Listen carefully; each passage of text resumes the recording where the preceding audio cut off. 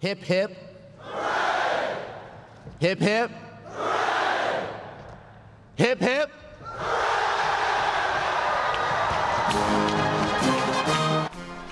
The hat toss from this year's Naval Academy graduation ceremony. Before that, they heard from Vice President Mike Pence. His remarks are about 25 minutes. From entering onto the stadium floor until the official party and guests have had a chance to depart.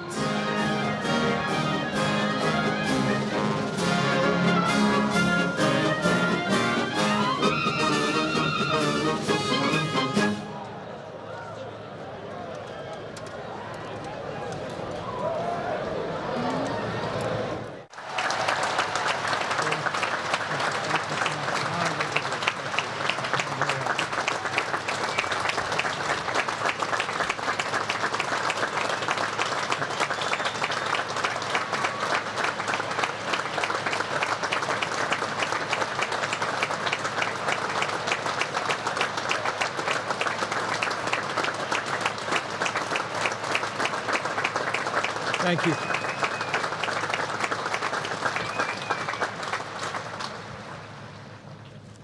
Vice Admiral Carter, Acting Secretary Stackley, Admiral Richardson, General Walsh, all the members of the faculty, the Brigade of Midshipmen, to all the family and friends who traveled near and far to join in this special moment, and congratulations to the newest officers in the United States Navy and Marine Corps, the Naval Academy class of 2017. It is an honor to be with you all.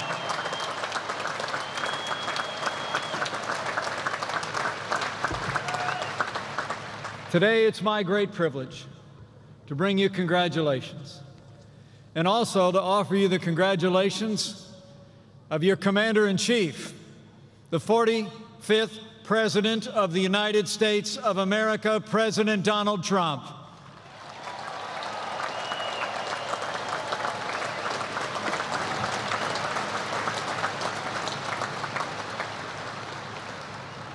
I must tell you, standing before all of you, extraordinary young Americans, is deeply humbling for me.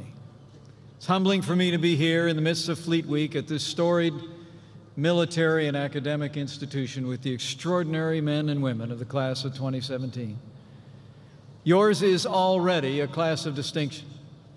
You already distinguished yourselves the day you made the decision to put on the uniform of the United States of America and follow the path of service to this great country, and we honor you for it. The 1,053 men and women before me, you are America's very best. In a few moments, 760 of you will be commissioned as naval officers in surface warfare, Navy SEALs, aviators, and also in the silent service beneath the waves across the world. Another 260 of you will leave this place to continue your training as officers in the Marine Corps, and I understand that 2 of you will leave here as officers in the Air Force.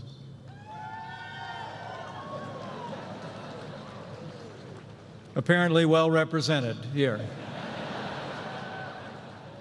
No matter what path you take, know that your Commander-in-Chief is proud of you, and so am I, and every American is grateful for you standing tall and stepping forward to serve our nation and protect our people.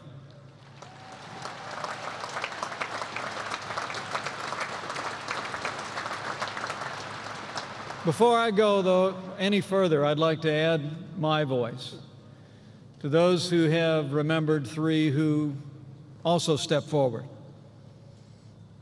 They did not leave here into service, they left here into eternity. But we remember them today as much and honor them as much as all of you, for they stepped forward to serve this country. William McCamey, Justin Semser, Jason Jablonski were men of honor who stepped forward to serve in the Navy with distinction. And I know the class of 2017 and America will never forget them, and their families are on our hearts this day.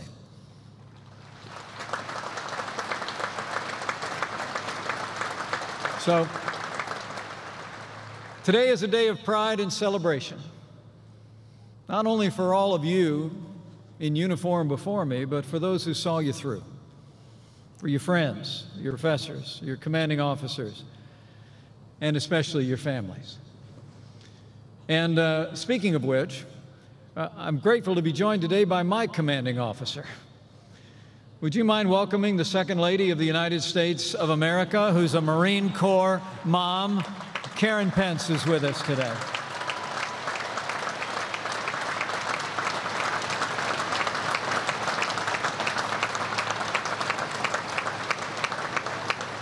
You know, as the proud parents of a first lieutenant in the Marine Corps, my wife and I know firsthand that the commissioning of an officer in the United States Armed Forces is a deeply moving moment for your loved ones.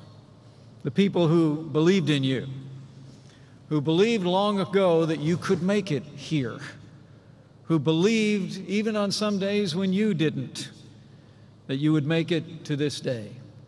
They supported you. They encouraged you.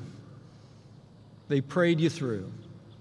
So before we go one step further, class of 2017, why don't you break protocol a little bit? Why don't you stand up, turn around, catch the eye of one of your loved ones in the stands and show them just how thankful you are for all the years of love and support that brought you to this day.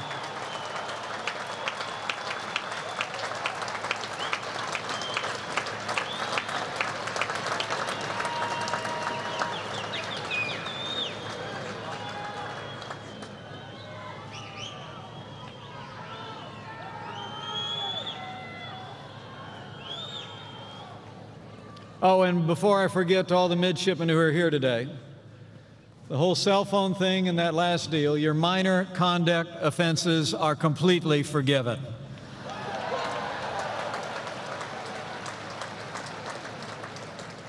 You know, today marks the end of 4 years of training at the United States Naval Academy and the commencement of a voyage that will take you into uncharted waters. But make no mistake, and have no doubt, you are ready to lead. The training and education you received here has prepared you well to face the challenges that lie ahead, because today you graduate from an incomparable institution. It's remarkable to think that for more than 170 years, the children of liberty have come to the United States Naval Academy to pursue a life of service and sacrifice. In these halls, on these fields, and by this bay, midshipmen have been molded morally, mentally, and physically, and imbued with the highest ideals of duty, honor, and loyalty. They, like you, departed this place and distinguished themselves in every era as officers in the United States Navy and in the United States Marine Corps. Today, when the boards and bars are placed on your shoulders, you will become the next link in a chain that stretches back unbroken into the mists of American history. The links before you were forged by heroes from John Paul Jones, Stephen Decatur, Bull Halsey, Jim Stockdale, and Michael Murphy. Because of them and through the bravery of all who have called themselves Marines and sailors in our nation's history, America's freedom endures to this very day, and we honor all who have gone before you.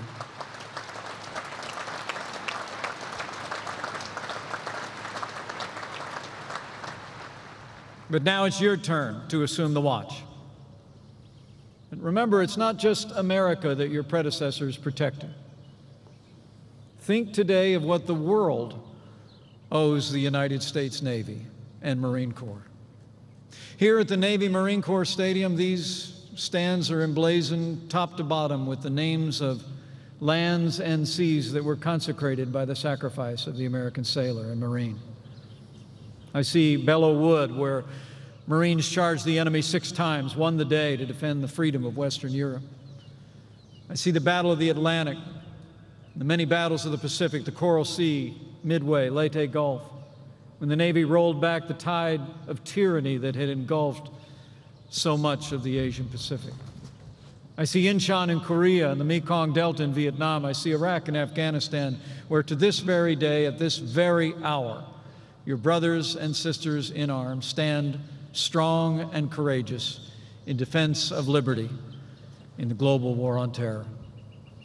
And between the places engraved on these stands, I see all that the Navy and Marine Corps have done and continue to do day in and day out to foster peace and prosperity on the seven seas, to defend the defenseless in distant lands, to keep the shores of America safe from all who would dare threaten us. The truth is that today, you'll become leaders in the world's greatest force for good, the armed forces of the United States of America.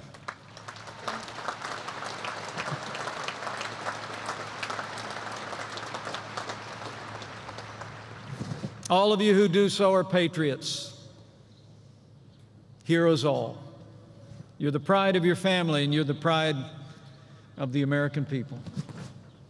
There's not an American across this country who wouldn't like to have the view that I have today.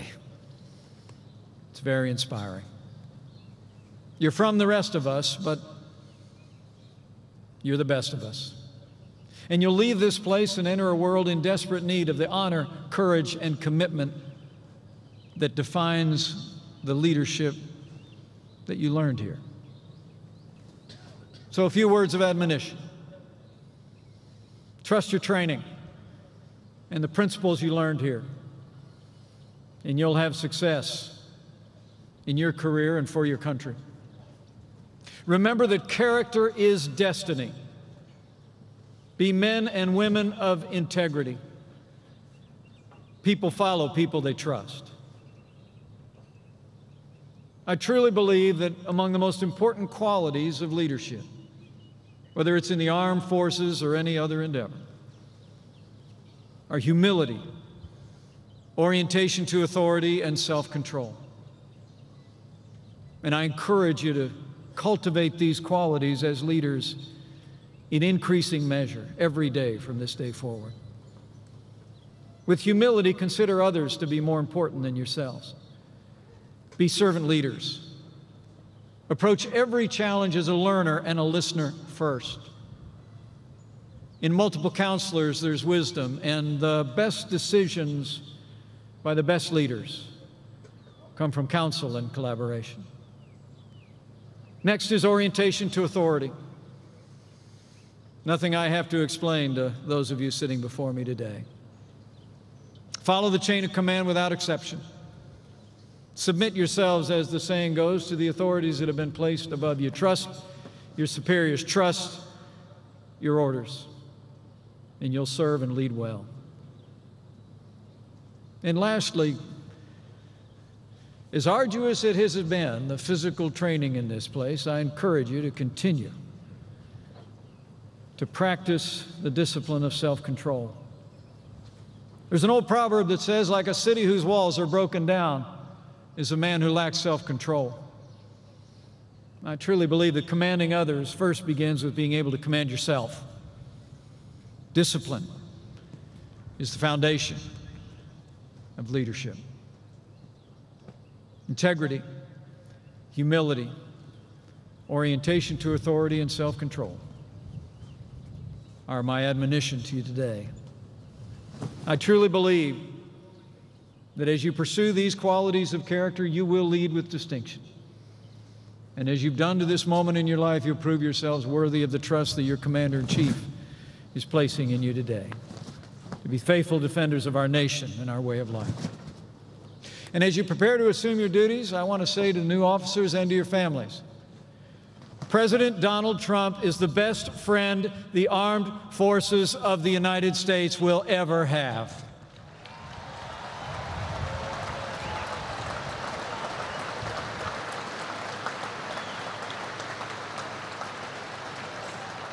And I'll make you a promise. No matter where you're called to serve, no matter what the mission, this Commander-in-Chief will always have your back.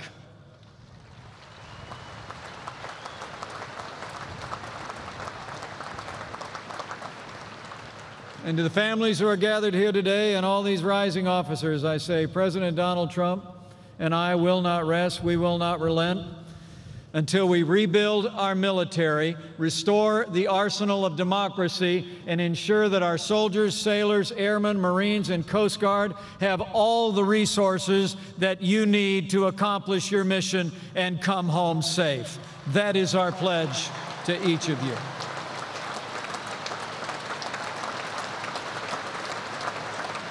Earlier this month, President Trump signed a $21 billion increase in funding for our armed forces, the largest investment in military readiness in nearly a decade. And earlier this week, in his very first budget, your Commander-in-Chief laid out one of the largest increases in defense spending since the days of President Ronald Reagan. Let me be clear, the era of budget cuts of the armed forces of the United States is over.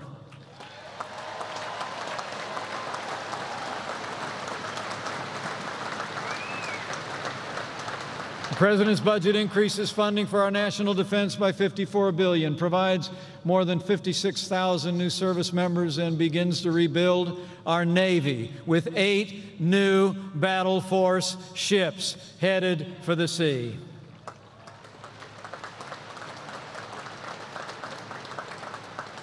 President Trump is working with the Congress to make the strongest fighting force in history stronger still. And with renewed American strength, your Commander-in-Chief is once again reaffirming America's role as leader of the free world. While we must always work and hope and pray for peace, the best way to ensure peace is for our adversaries and our enemies to know that America is prepared to lead and fight and win any contest, any struggle, anywhere on behalf of freedom.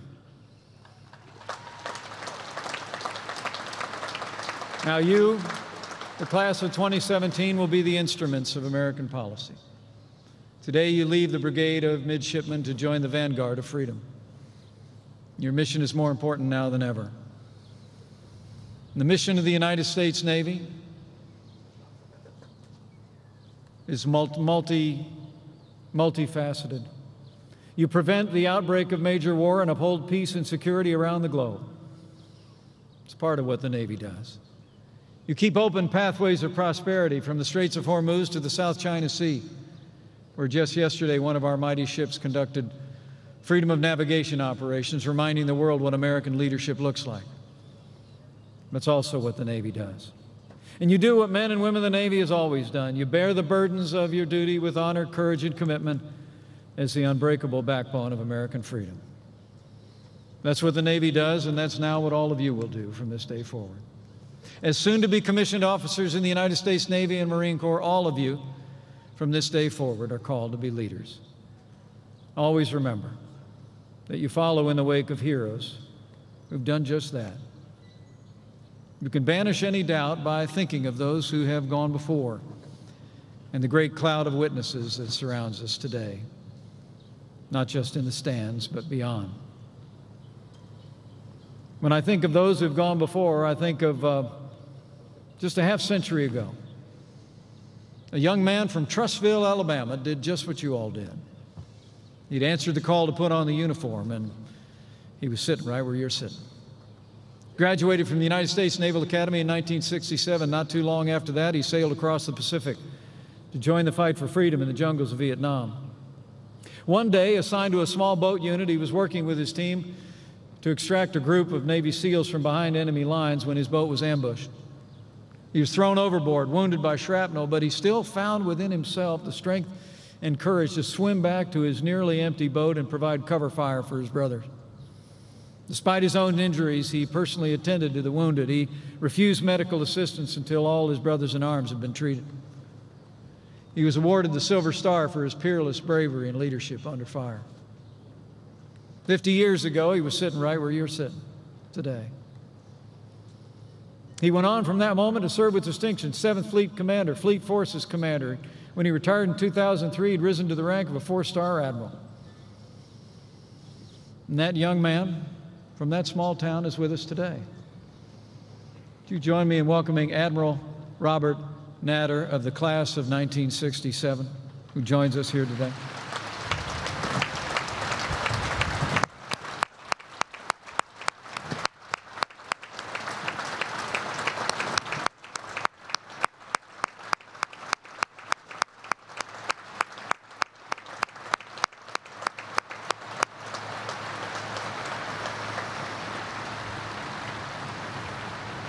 We salute you, sir, and all the members of the class of 1967 are here. But to the members of the Naval Academy class of 2017, I say to all of you, what do you want to be thinking when you're sitting here 50 years from now? Because we'll tell you it'll come a lot quicker than you think. I know in my heart you want to be every bit as heroic and defined as leaders as those who've gone before. Any one of the members of the class of 1967 who are here. So my challenge to all of you today is write your own story right now in your mind. See it and go live it. Write a historic and heroic story of service and selflessness and leadership, and then make it happen. You know, many people wonder all their lives if they've made a difference. As the future leaders of the United States Navy and Marine Corps, you'll never have that problem. Your lives will make a world of difference and do a world of good. So members of the United States Naval Academy class of 2017, this is your day. And as you prepare to leave this special place, I urge you to make the principles and precepts you've learned here the anchor of your life. Carry the example you saw in your peers, your professors, your commanding officers. Be worthy, never settle. Act every day, not for self, but for country. I challenge you to uphold the highest standards of honor and duty of officers of the United States Navy and the Marine Corps, to be leaders in the mold of those who have gone before, like Admiral Natter and others in whose wake you follow. And above all else, I say to you, have faith. Leave here today with the confidence that the American people are behind you. From your commander-in-chief on down, they support you and are proud of you. And also, if you're of a mind, have faith that he who planted this miracle of democracy on these wilderness shores and has seen her through every trial and has seen you through the challenges of the last 4 years will never leave you, never forsake you, and that no matter where your path may lead, he will always be there to calm the storm and guide you home. So thank you for the honor to be with you today. Bravo Zulu to the class of 2017. May God bless you with fair winds and following seas. God bless the Navy, the Marines, and God bless the United States of America.